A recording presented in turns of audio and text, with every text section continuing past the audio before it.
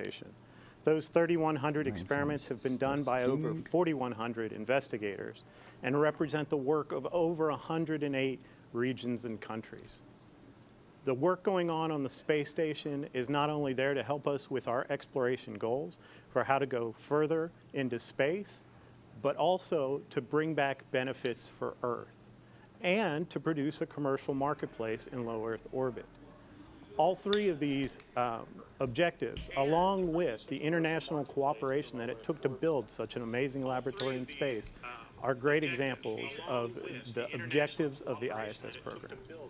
Kurt, we know that today's mission is critical to providing us with a steady cadence of operational flights. But why is it so important for us to have this capability from a research perspective? That's a great question. Today's test flight brings us to the beginning of the commercial crew program. A commercial crew program which will raise our occupancy on the U.S. segment of the space station to 4 astronauts. And that 4th astronaut comes as a real premium to doing research on the space station. The tasks don't get particularly more intensive to do systems and maintenance, so that 4th astronaut, that time becomes dedicated to performing more science.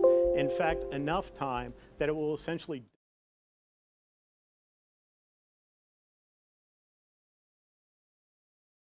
to U.S. soil also brings us the ability to return samples more quickly and get human samples back.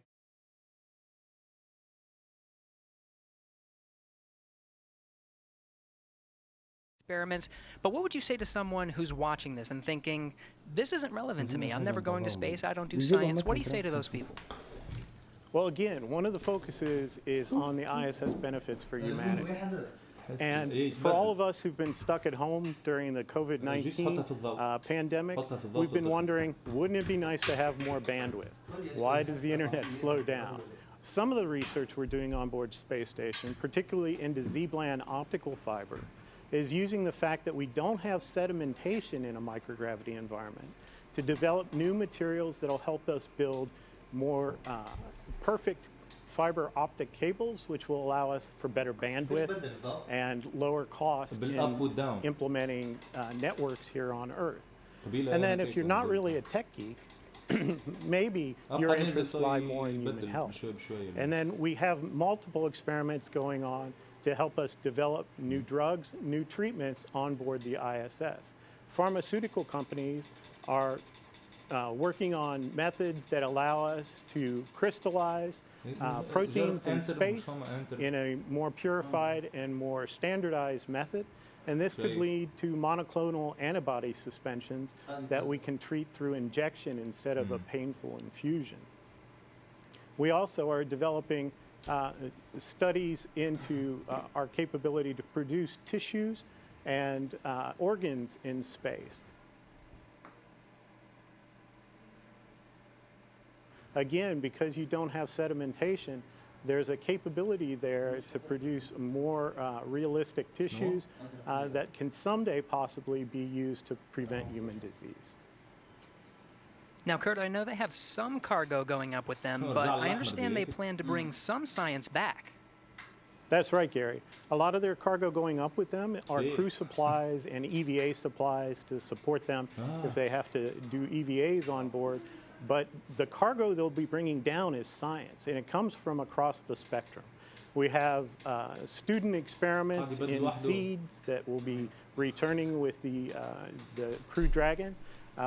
We also have a number of experiments that are dependent on their samples returning in frozen lockers on board the SpaceX Dragon to be able to do the science there. Those include rodent research tissues from the National Lab Rodent Research 17 mission, and also our veggie experiments, which are experiments in growing plants in space that will be needed when we go to more distant locations like the Moon and Mars. International Space Station Chief Scientist Kurt Costello, thank you so much for your time. Let's hear now from one of the next astronauts to fly to station on a Crew Dragon, talking with Marina Jurica. Marina. Thank Thank you so much. I am so honored to be a part of today's momentous launch. My guest is no stranger to the International Space Station and will return there for the first time in nearly a decade for his third space flight with the Crew 1 launch expected later this year. Having logged 177 days in space from flights on the Space Shuttle Discovery to the Soyuz, JAXA astronaut Soichi Noguchi will have spent more time in space than any of his other crewmates. It is my pleasure to welcome him here with us today. Thank you so much for joining us, Soichi. Honjitsu wa arigato gozaimasu. هي نورمالمون حتى كابتي تول براوزر ويعدي مي توا البراوزر ما يحبش ياخذ الصون معناتها مش نورمالمون كي نحل براوزر ريوالي تالي قبيله نحط ليان ياخذ طول Thank you so much for being here with us. I am sure you have felt the excitement for today's launch, Soichi, and you will be on the next Crew Dragon flight after this one. Are you excited to launch from Kennedy Space Center again, and how are you preparing for this new vehicle? Yes, definitely we are excited to go back to Kennedy Space Center. My first space flight was from Kennedy Space Center on the Space Shuttle Discovery. That was 15 years ago, but my memory is still fresh. I still feel the vibration of the launch, the same launch pad of 39A that the demo to go up, and the same launch pad that we will go up as a Crew 1. And our crew is getting ready for the final training phase, which will come in the coming weeks. And the mood is really high, and we are ready to go up. And as you know, the International Space Station and space exploration is an international effort. How do you feel representing the Japanese Space Agency once again on the ISS? Well, I think the strength of the International Space Station is the diversity of all the participating countries, and adding diversity is definitely gives a rigidity to the program. And the same applies to our crew, our Crew 1. Our Crew 1, we have 4 of us, but quite a different background, quite a different ethnicity, and definitely the diversity is the key word of our success to the Crew 1. And I'm sure it will be very successful. What are you looking forward to once you get back to the ISS? Well, this will be my third visit to the International Space Station. I like to see the things my colleagues keep saying, hey, you gotta visit the space station again because it's getting more comfortable, more roomy, and I cannot wait to go back to my sleep station after 10 years. And nothing beats that view, does it? Oh, definitely. My last flight, we actually installed a big window called the cupola, and that was a big hit, obviously. This is the number one leisure time for astronauts, and I'm ready as I can this time as well. Amazing. I'm sure you remember exactly what it feels like in these moments right before a launch.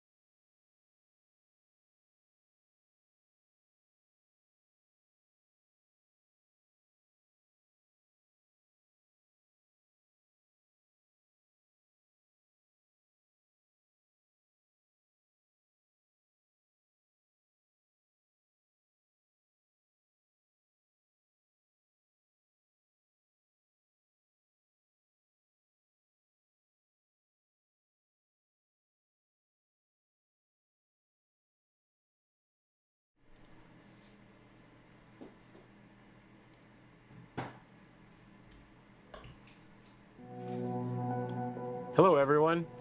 I'm astronaut Chris Cassidy, commander of Expedition 63 on board the International Space Station, flying 250 miles above the Earth. Like you, I'm excited about today's launch and the possibilities it will bring to America and to the world. But also, I'm very excited that two close friends will be arriving and joining the crew. I had the privilege of flying with Doug Hurley on both of our first shuttle missions back in 2009. Together, we came to the International Space Station and helped construct the amazing facility that it is today. Although this will be my first mission with Bob, it was my honor to follow him as the chief of the office when he left back in 2015 to begin training for this amazing mission. Personally, I've been very fortunate to fly in two different spacecraft. Launching from America on the shuttle, and most recently launching from Kazakhstan in the Soyuz.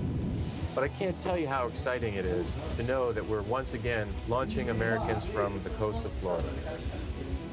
And finally, here's a story I'd like to share with you. Back in 1981, John Young and Bob Crippen launched on Space Shuttle Columbia, the very first space shuttle flight, marking the last time we flew Americans on a brand new vehicle.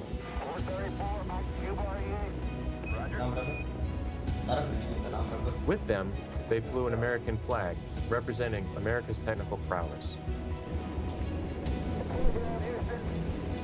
Roger, roll, Atlanta. 30 years later, that same flag was flown to the International Space Station.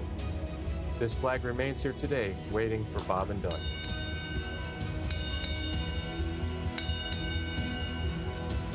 Our flag means so many things.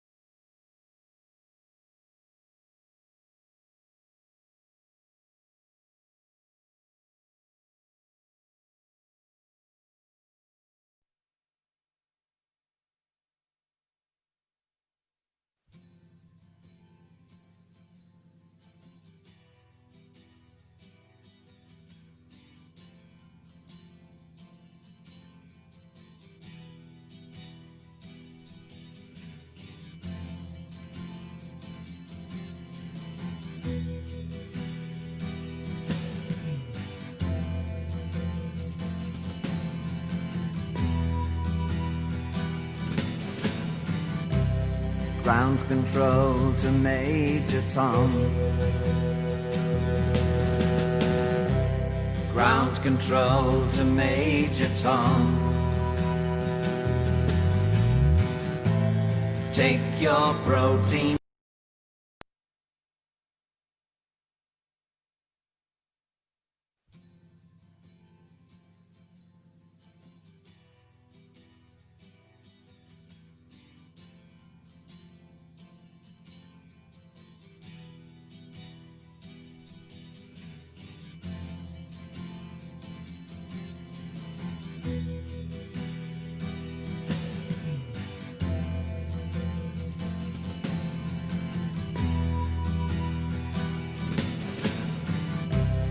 Ground control to Major Tom.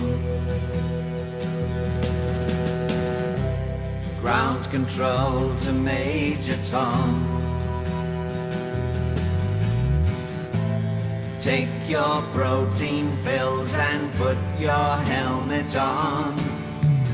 10. Ground control to Major Tom. 8, 7, 6. Commencing countdown, engines on. 3, 2. Check ignition and may God's love be with you.